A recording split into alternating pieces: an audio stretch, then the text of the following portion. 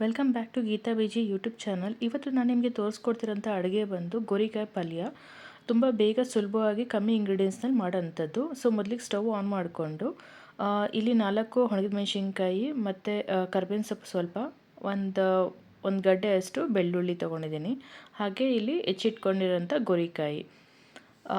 ನೋಡೋಣ ಬನ್ನಿ. ಮೊದಲಿಗೆ ಏನು ಮಾಡಬೇಕಾಗತ್ತೆ, ಒಂದು ಕುಟಾಣಿಯಲ್ಲಿ ಬೆಳ್ಳುಳ್ಳಿ ತೊಗೊಂಡು ಚೆನ್ನಾಗಿ ಕುಟ್ಕೋಬೇಕಾಗತ್ತೆ. ಹಾಗೆ ಇದಕ್ಕೆ ಕರಿಬೇವಿನ ಸೊಪ್ಪು ಕೂಡ ಹಾಕ್ಕೊಂಡು ಇದನ್ನು ಚೆನ್ನಾಗಿ ಕುಟ್ಕೊಬೇಕಾಗತ್ತೆ. ಈ ರೀತಿ ಕುಟ್ಕೊಂಡು ಮಾಡಿ ಹಾಕೋದ್ರಿಂದ ಏನಾಗುತ್ತೆ, ಟೇಸ್ಟ್ ತುಂಬಾ ಚೆನ್ನಾಗಿ ಬರುತ್ತೆ. ಸೊ ನೀವು ಮಿಕ್ಸಿಲಿ ಹಾಕೋದಕ್ಕಿಂತಲೂ ಈ ರೀತಿ ಕುಟ್ಟಿ ಮಾಡೋದ್ರಿಂದ ಚೆನ್ನಾಗಿರುತ್ತೆ. ಸೊ ಮೊದಲು ಈ ಥರ ಎಲ್ಲ ರೆಡಿ ಮಾಡಿ ಇಟ್ಕೊಂಡ್ರೆ ನಿಮಗೆ ಈಸಿ ಆಗುತ್ತೆ. ಈಗ ಬಾಣಲಿ ಕಾದಿದೆ, ನಾನು ಇದಕ್ಕೆ ಒಂದೇ ಸ್ಪೂನಷ್ಟು ಮಾತ್ರ ಎಣ್ಣೆ ಹಾಕ್ಕೊತಿದ್ದೀನಿ. ಎಣ್ಣೆ ಹಾಕಿ ನಂತರ ನೀವು ಬಾಣಲಿನ ಸ್ವಲ್ಪ ತಿರುಗಿಸಿದಾಗ ಎಲ್ಲ ಕಡೆ ಆಯಿಲ್ ಸ್ಪ್ರೆಡ್ ಆಗುತ್ತೆ. ಮತ್ತು ಇದಕ್ಕೆ ಸ್ವಲ್ಪ 1/4 ಸ್ಪೂನಷ್ಟು ಸಾಸಿವೆ ಹಾಕ್ಕೊಂಡಿದ್ದೀನಿ. ಹಾಗೆ ಈ ಒಣಗಿದ ಮೆಣಸಿನ್ಕಾಯಿನ ನಾನು ಮಿಕ್ಸಿನಲ್ಲಿ ಪುಡಿ ಮಾಡ್ಕೊತೀನಿ. ಯಾವಾಗಲೂ ಒಣಗಿದ ಮೆಣಸಿನ್ಕಾಯಿನ ವಾಶ್ ಮಾಡಿ ಒರೆಸಿ ಪುಡಿ ಮಾಡಿ ಇಟ್ಕೊಳ್ಳಿ. ನಂತರ ನಾವೇನು ಕುಟ್ಕೊಂಡಿದ್ದೀವಲ್ಲ ಅದನ್ನು ಹಾಕುತ್ತೆ. ಅದಾದಮೇಲೆ ಒಣಗಿದ ಮೆಣಸಿನ್ಕಾಯಿನ ತರಿಯಾಗಿ ಪುಡಿ ಮಾಡ್ಕೊಂಡಿದ್ದೀವಿ ಮಿಕ್ಸಿ ಜಾರ್ನಲ್ಲಿ, ಅದನ್ನು ಕೂಡ ಹಾಕಿ ಚೆನ್ನಾಗಿ ಫ್ರೈ ಮಾಡ್ಕೊತಿದ್ದೀನಿ. ಹಾಗೆ ಇದಕ್ಕೆ ಹೆಚ್ಚಿಟ್ಕೊಂಡಿರೋಂಥ ಗೋರಿಕಾಯಿನ ಹಾಕ್ತಿದ್ದೀನಿ. ಸೊ ಇದು ಚೆನ್ನಾಗಿ ಫ್ರೈ ಆಗಬೇಕಿದ್ದು ಇದರಲ್ಲೇ. ನಂತರ ರುಚಿಗೆ ತಕ್ಕಷ್ಟು ಉಪ್ಪು ಹಾಕೋತಾ ಇದ್ದೀನಿ. ನೀವು ಪುಡಿ ಪಾತ್ರೆ ಹಾಕ್ಕೋಬೋದು ಅಥವಾ ಕಲ್ಲುಪ್ಪಾದರೂ ಹಾಕ್ಕೋಬೋದು. ನಾನು ಇಲ್ಲಿ ಪುಡಿ ಬಳಸ್ತಾ ಇದ್ದೀನಿ. ಹಾಗೆ ಇಲ್ಲಿ ನಾನೇನು ಮಾಡ್ತೀನಿ, ಉಪ್ಪೆಲ್ಲ ಹಾಕಿ ಚೆನ್ನಾಗಿ ಮಿಕ್ಸ್ ಮಾಡಿದ್ಮೇಲೆ ಇದಕ್ಕೆ ಸ್ವಲ್ಪ ನೀರು ಹಾಕ್ಕೊತೀನಿ. ಒಂದು ಚಿಕ್ಕ ಗ್ಲಾಸಲ್ಲಿ, ಒಂದು ಪುಟಾಣಿ ಗ್ಲಾಸ್ ಬರುತ್ತಲ್ಲ ಕಾಫಿ ಕುಡಿಯೋ ಗ್ಲಾಸು, ಅದರಲ್ಲಿ ಬೇಕಾದ್ರೆ ನೀವು 1/2 ಗ್ಲಾಸು ಅಥವಾ 1 ಗ್ಲಾಸ್ ಅಷ್ಟು ನೀರು ಹಾಕ್ಕೊಳ್ಳಿ. ಯಾಕೆಂದರೆ ಇದು ಗೋರಿಕಾಯಿ ಬೇಯೋದಕ್ಕೆ ನೀರು ಬೇಕಾಗುತ್ತೆ. ಹಾಗಾಗಿ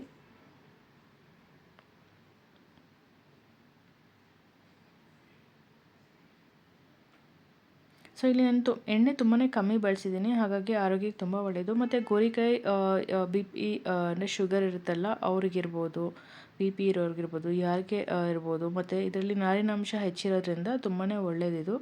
ಸೊ ಫೈಬರ್ ರಿಚ್ ಫುಡ್ ಅಂತ ಹೇಳ್ತಾರೆ. ಮತ್ತು ತುಂಬ ಕಮ್ಮಿ ಇಂಗ್ರೀಡಿಯೆಂಟ್ಸ್ ಇಟ್ಟು ಮಾಡೋಂಥ ಅಡುಗೆ ಇದು. ಸೊ ಈಗ ನೀರು ಹಾಕಿ ಇದು ಗೋರಿಕಾಯಿನೆಲ್ಲ ಬೇಯಲಿಕ್ಕೆ ಬಿಡೋಣ. ಮತ್ತು ಒಂದು ಸ್ವಲ್ಪ ಆದಮೇಲೆ ನೀವು ಏನು ಮಾಡಬೇಕು, ಒಂದು 5 ಮಿನಿಟ್ಸ್ ಆದಮೇಲೆ ಮತ್ತೆ ಪ್ಲೇಟ್ ಓಪನ್ ಮಾಡಿ ನೀಟಾಗಿ ಮಿಕ್ಸ್ ಮಾಡಿ ನೀರೆಲ್ಲ ಕಮ್ಮಿ ಆಗಿದೆ ನೋಡಬೇಕು. ಇನ್ನು ನೋಡ್ತಿದ್ರೆ ನೀರು ಇನ್ನೂ ಸ್ವಲ್ಪ ಇದೆ. ಸೊ ನೀರು ಹಿಂಗೋವರೆಗೂ ನಾವು ಇನ್ನು ಪ್ಲೇಟ್ ಮುಚ್ಚಿ ಬಿಡಬೇಕಾಗತ್ತೆ. ಬಟ್ 1-2 ಸರಿ ನೀವು ಪ್ಲೇಟ್ ತೆಗೆದು ನೋಡಬೇಕಾಗತ್ತೆ. ಇಲ್ಲಾಂದರೆ ಕೆಲವು ಸಲ ಏನಾಗುತ್ತೆ, ಉರಿ ಜಾಸ್ತಿ ಇಡಬಾರ್ದು. ಉರಿ ಜಾಸ್ತಿ ಇಟ್ಟರೆ ಸೀದೋಗೋ ಚಾನ್ಸಸ್ ಇರುತ್ತೆ. ಹಾಗಾಗಿ ಉರಿ ಸ್ವಲ್ಪ ಕಮ್ಮಿ, ಮೀಡಿಯಮ್ ಉರಿನಲ್ಲೇ ಇರಲಿ. ಆಮೇಲೆ ನೀರು ತುಂಬ ಕಮ್ಮಿ ಆಗ್ತಿದ್ದಂಗೆ ಉರಿ ಸ್ವಲ್ಪ ಸಿಮ್ಮಲ್ಲಿಟ್ಟು ಬೇಯೋದಕ್ಕೆ ಬಿಡಿ. ಸೊ ಚೆನ್ನಾಗಿ ಬೆಂದಿರುತ್ತೆ ಆಗ. ಈಗ ನೋಡ್ತಿರ್ಬೋದು ಆಲ್ಮೋಸ್ಟ್ ನೀರು ಕಮ್ಮಿ ಆಗಿದೆ. ಇನ್ನೊಂದು ಜಸ್ಟ್ 1 ಮಿನಿಟ್ ಬಿಡ್ತೀನಿ ಇದನ್ನು ಒಂದು ಪ್ಲೇಟ್ ಮುಚ್ಚಿಬಿಟ್ಟು. ಸೊ ನೀರು ಕಂಪ್ಲೀಟ್ ಡ್ರೈ ಆದಮೇಲೆ ಇದು ಆಗಿದೆ ಅಂತ ಅರ್ಥ. ಇದು ತಿನ್ನೋದಕ್ಕೆ ತುಂಬ ಅಷ್ಟೇ ರುಚಿಯಾಗಿರುತ್ತೆ. ನೀವು ಸಾಂಬಾರ್ ರೈಸ್ ಇಟ್ಕೊಂಡು ಇದ್ರ ಜೊತೆಗೆ ಇದನ್ನು ಪಲ್ಯ ಹಾಕ್ಕೊಂಡು ತಿನ್ಬೋದು, ಅಥವಾ ಚಪಾತಿ ಜೊತೆ ಇರ್ಬೋದು. ಒಳ್ಳೆ ರುಚಿ ಕೊಡುತ್ತೆ ಮಾತ್ರ. ಹಾಗೆ ಹೆಲ್ತ್ ಕೂಡ ತುಂಬಾ ಅಷ್ಟೇ ಒಳ್ಳೆಯದು.